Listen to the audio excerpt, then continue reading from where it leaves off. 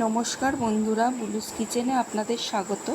আজকে আপনাদের তৈরি করে দেখাবো আলু পনিরের মাখানি। ভীষণ সহজ এই রান্না।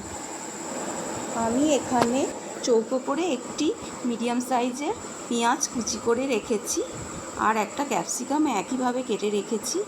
একটা মিডিয়াম সাইজের আলু এভাবে কেটে রেখেছি। পনির নিয়েছি 150 গ্রাম, এছাড়া আদা বাটা নিয়েছি। প্রথমে আমি গ্যাসের ওপর একটা কড়াই বসিয়ে দেবো।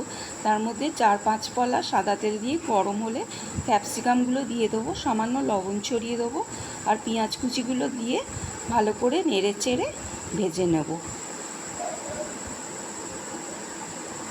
পেঁয়াজ ক্যাপসিকাম ভাজা হয়ে গেলে আমি আলু দিয়ে ভালো করে ভাজবো। আলুগুলো ভালো করে ভাজা হয়ে গেলে আমি এর মধ্যে 1 চামচ হলুদ, 2 চামচ কাশ্মীরি লঙ্কার গুঁড়ো, এছাড়া 2 চামচ লবণ, 3 চামচ ফ্যাটানো টক দই, 2 চামচ আদা বাটা দিয়ে ভালো করে কষাবো। মশলাটা কষানো হয়ে যেতে যেতে আমি 2 চামচ চিনি দিয়ে দেবো।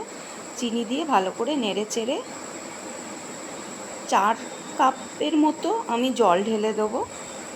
জল ঢেলে দিয়ে একটা ঢাকা চাপা দিয়ে গ্যাসটা লো করে দেবো। 10 মিনিট পরে আমি ঢাকাটা সরিয়ে দেবো। দেখবো আলুগুলো প্রায় সিদ্ধ হয়ে এসছে। এবার আমি 150 গ্রাম পনির গ্রেটারের সাহায্যে ভালো করে পুরোটাই কুড়িয়ে দিয়ে দেবো। দিয়ে এবার আবার একটা ঢাকা দিয়ে আরও 10 মিনিট পুরো জিনিসটাকে আমি সিদ্ধ হতে দেবো।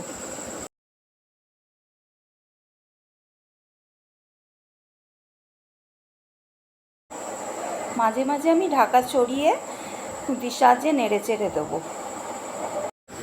এইভাবে একটুখানি 10-15 মিনিট ভালো করে আমি শুকনো করে নেবো। তরকারিটাকে খুব শুকনো হবে না, একটু মাখা মাখা হবে। ওপর দিয়ে আমি সামান্য ঘি আর গরম মশলা ছড়িয়ে গ্যাসের ফ্লেমটা একটু জোরে করে নেড়ে চেড়ে নেব।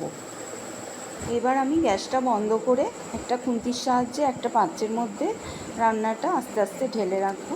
যদি আপনাদের পছন্দ হয় রান্নাটা অবশ্যই করবেন। বাড়ির বাচ্চা আর বড়দের খুব পছন্দ হবে। যদি আপনাদের পছন্দ হয় একটি লাইক আর সাবস্ক্রাইব করার অনুরোধ রইল।